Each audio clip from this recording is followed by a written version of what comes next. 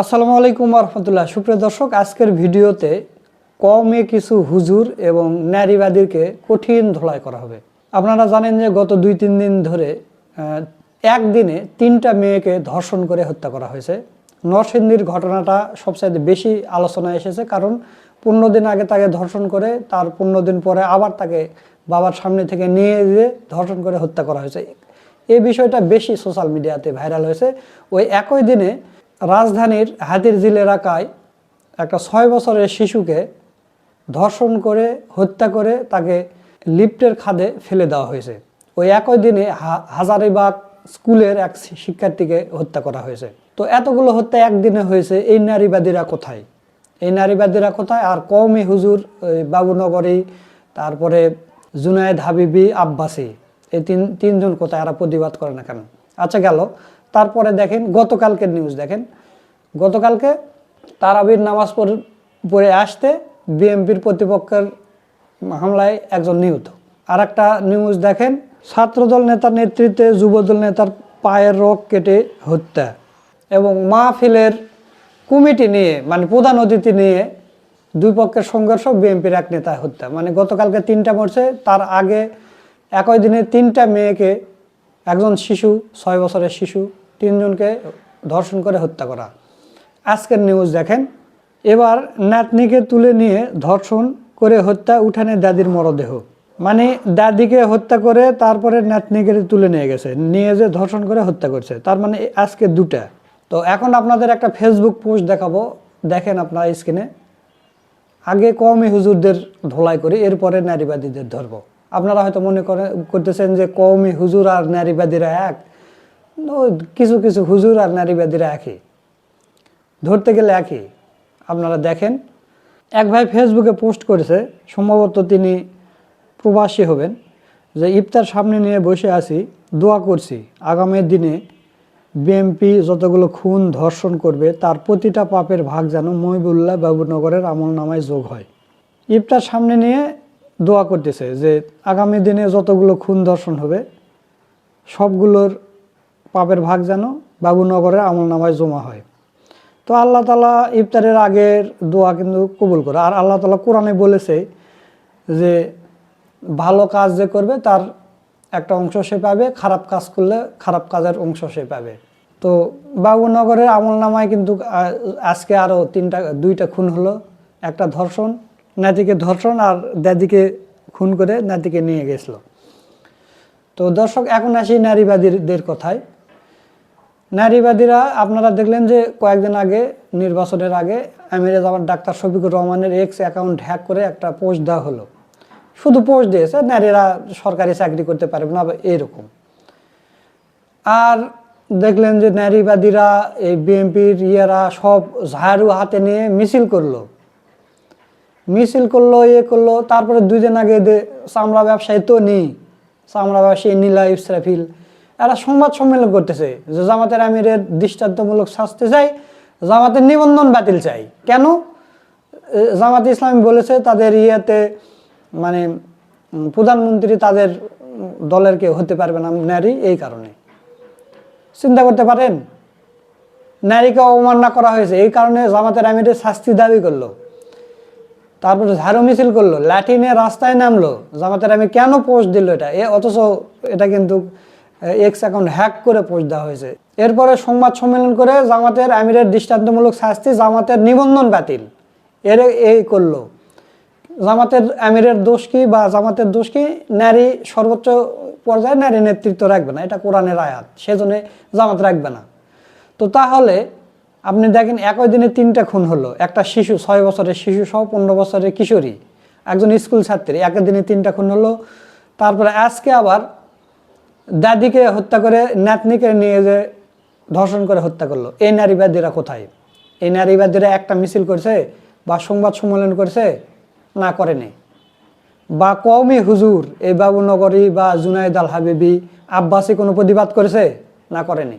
কিন্তু গতকাল আব্বাসী কিন্তু ঢাকা বিশ্ববিদ্যালয়ের ছাত্র দলের আমন্ত্রণে আব্বাসী ঢাকা বিশ্ববিদ্যালয়ে এসেছে এবং ছাত্র দলের জন্য বিশেষ দোয়া করেছেন। হে আল্লাহ তাআলা, ছাত্র দলকে তুমি বুদ্ধিবৃত্তি গিয়ে করে দেন, ছাত্র দল বাংলাদেশকে ছাত্র সমাজকে বুদ্ধিভিত্তিক নেতৃত্ব দিতে পারে এবং প্রতিটি মেধাবী ছাত্রদের জন্য নেতৃত্ব দেবার যতটুকু দক্ষতা যোগ্যতা দরকার তা তুমি তাদেরকে দান করো। মানে এতদিন আব্বাসি বলে আসলো যে আমরা খেলাফত ছাড়া এগুলো গণতন্ত্র বিশ্বাস করি না, অথচ গণতন্ত্রের পক্ষে আব্বাসে এসে দোয়া করে দিয়ে গেল। সুপ্রিয় দর্শক, এবার দেখেন গতকালকে বিএনপির একটা ইফতার মাহফিল হয়েছে, সেই ইফতার মাহফিলে গীতা পাঠ করা হয়েছে। ইফতারির আগে জনগণের প্লেটের সামনে ইফতারি দেওয়া হয়েছে, তারপরে গীতা পাঠ করা হয়েছে। আচ্ছা, এর আগে জামাতে ইসলামী এক নেতা মন্দিরে গিয়ে গীতা পাঠ করেছিল, কারণ সে দুই ধর্মেরই নিয়ে পড়াশোনা করেছে, এই কারণে গীতা পাঠ করেছিল। এটা নিয়ে কিন্তু বিএনপিরা বুলিং করেছিল এবং এবারে নির্বাচনেও কিন্তু তাদের ইস্যু ছিল এটাই যে জামাতের নেতারা গীতা পাঠ করে। তো আপনারা কি করলেন ভাই? আপনারা তো ইফতার সামনে নিয়ে ইফতার মাহফিলে আপনারা গীতা পাঠ করলেন। দর্শক, আপনারা ভিডিওটা দেখেন। সুনামগঞ্জের ধর্মপাশা উপজেলা থেকে বিএনপির আয়োজিত সুধী সমাবেশ ও ইফতার মাহফিলে গীতাপাঠকে কেন্দ্র করে স্থানীয়ভাবে তীব্র প্রতিক্রিয়া সৃষ্টি হয়েছে। গত ২৬ ফেব্রুয়ারি অনুষ্ঠিত এই কর্মসূচিতে ইফতার বিতরণের সময় কোরআন তেলাওয়াতের পর গীতা পাঠ করা হয় বলে একটি ভিডিও সামাজিক যোগাযোগ মাধ্যমে ছড়িয়ে পড়ে।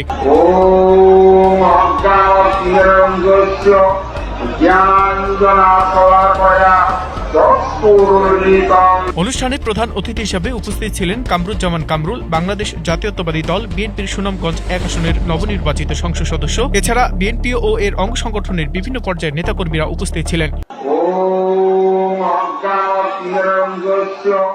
এখন আপনাদের মাঝে আমাদের মাঝে গীতা পাঠ করবেন আমাদের শ্রদ্ধেয় শিক্ষক যতীন্দ্রচন্দ্র রায়।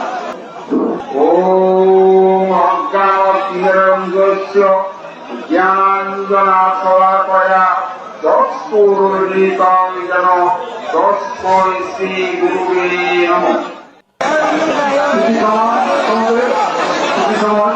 এখন আপনাদের মাঝে আমাদের মাঝে গীতা পাঠ করবেন আমাদের শ্রদ্ধেয় শিক্ষক যতীন্দ্রচন্দ্র রায় সরকার, যতীন্দ্রচন্দ্র সরকার।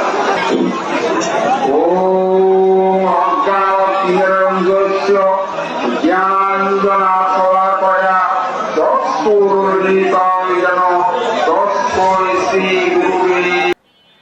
সুপ্রিয় দর্শক, আপনারা গীতা পাঠের ভিডিওটা দেখলেন। তো এখন এই আব্বাসী, তারপরে মহিবুল্লাহ বাবুনগরী, তারপরে জুনায়েদ আল হাবাবি, এরা কি এই বিষয় নিয়ে কোনো প্রতিবাদ করেছে? না, করেনি। বা ফতোয়া দিছে যে বিএনপির ইফতার মাহফিলে গীতা পাঠ করা হলো, এটা নিয়ে ফতোয়া দিছে? না, দেয়নি। কিন্তু জামাতে ইসলাম হলে ফতোয়া দিত, খুব ফতোয়া আসতো। আপনি দেখতেন যে তার ভিতর রমজান মাস কি পরিমাণ ফতোয়া হতো, বা নারীবাদীরাও কিন্তু মাজায় গামছা বেঁধে নেমে পড়তো, এই জামাতে ইসলামে ইফতার মাহফিলে গীতা পাঠ করেছে। তো এই কারণে বলতেছি, এই নারীবাদীরা আজ কোথায়, এই কওমি হুজুরেরা কোথায়? তাহলে দেখতে পাচ্ছেন নারীবাদী আর কওমি হুজুরের মধ্যে মিল কত। এই বাবুনগরী তো প্রথম থেকেই জামাতে ইসলামীকে কাফের ফতোয়া দিয়েছে, দিয়েছে যে জামাতে ইসলামীকে ভোট দেওয়া হারাম হবে, কিন্তু বিএনপিকে দেওয়া ঠিক হবে। তো বিএনপিকে মানুষ ভোট দিছে। তো তাহলে এখন তো আপনার আমলনামা এগুলো যাবেই। মানুষ ইফতারি নিয়ে, আপনি একজন আলেম মানুষ ইফতারি নিয়ে আপনার বিরুদ্ধে দোয়া করতেছে, হে আল্লাহ, বিএনপি এ পর্যন্ত যে কয়টা খুন ধর্ষণ করবে তার আমলনামায় যেন এই পাপ যেন যোগ হয়। অবশ্যই যোগ হবে, অবশ্যই যোগ হবে। আল্লাহ তাআলা কোরআনে বলেছেন, রাসূল সাল্লাল্লাহু আলাইহি ওয়াসাল্লাম হাদিসে বলেছেন যে একজন মানুষ যদি সিনেমা হল বানায়, তাহলে ওই সিনেমা হল যতদিন থাকবে ততদিন তার আমলনামায় গিয়ে পাপ যুক্ত হবে। আর একজন মানুষ যদি একটা মাদ্রাসা বানায়, সেই মাদ্রাসায় ইলম চর্চা হবে, যতদিন সেই মাদ্রাসা চলবে ততদিন তার আমলনামায় সওয়াব যুক্ত হবে। তো এটা তো রাসূল সাল্লাল্লাহু আলাইহি ওয়াসাল্লাম বলেছেন, আল্লাহ তাআলা কোরআনেও বলেছেন যে যে ধরনের কাজ করবে তার একটা অংশ সে পাবে। তো তাহলে আপনারা একে সাপোর্ট দিয়ে ক্ষমতায় এনেছেন, এখন বিএনপি একের পর এক খুন ধর্ষণ করতেছে। এখন বাবুনগরী, আব্বাসী, জুনায়েদ আল হাবাবি, এদের আমলনামায় এই পাপ যাচ্ছে। আর এই নারীবাদীরা কোথায়? এরা মানে জামাতে ইসলামী যদি কোনো কিছু করে বা কোনো ভুল করে, বা কেউ যদি তাদের অ্যাকাউন্ট হ্যাক করে কিছু করে, তাহলে এই নারীবাদীদের দেখতে পাবেন মাজায় গামছা বেঁধে নেমে পড়ে। আর তনি, এই চামড়া ব্যবসায়ী তনি হঠাৎ করে কোনো কিছু নেই আর নেই, সে এসে সংবাদ সম্মেলন করতেছে জামাতের বিরুদ্ধে। কে রে, আজকে তোর সংবাদ সম্মেলন কোথায়? 15 বছরের কিশোরীকে ধর্ষণ করলো, তারপর 6 বছরের এক শিশুকে ধর্ষণ করে হত্যা করলো, একজন স্কুল ছাত্রীকে হত্যা করলো। তুই কোথায় তনি? তুই কোথায়? তোর সংবাদ সম্মেলন কোথায়? তো দর্শক বুঝতে পারতেছেন, এখন থেকে যদি এই নারীবাদীরা কোনো সংবাদ সম্মেলন করতে নামে, লাঠি নিয়ে যাবেন, লাঠি নিয়ে যায় উত্তম মাধ্যম দিয়ে দিবেন।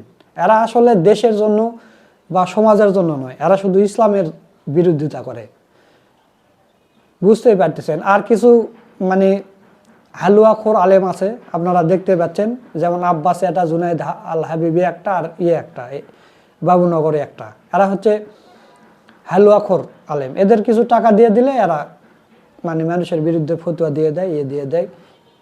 তো এদের আবার অনুসারীও আছে, অনেক অনুসারী আছে। এই অনুসারীরা কিন্তু এর সাথে আপনারা সূরা বনী ইসরাইল ৭১ নম্বর আয়াত দেখবেন, সেখানে মানে নেতার সাথে তার অনুসারীরা কিন্তু দলে দলে জাহান্নামে যাবে।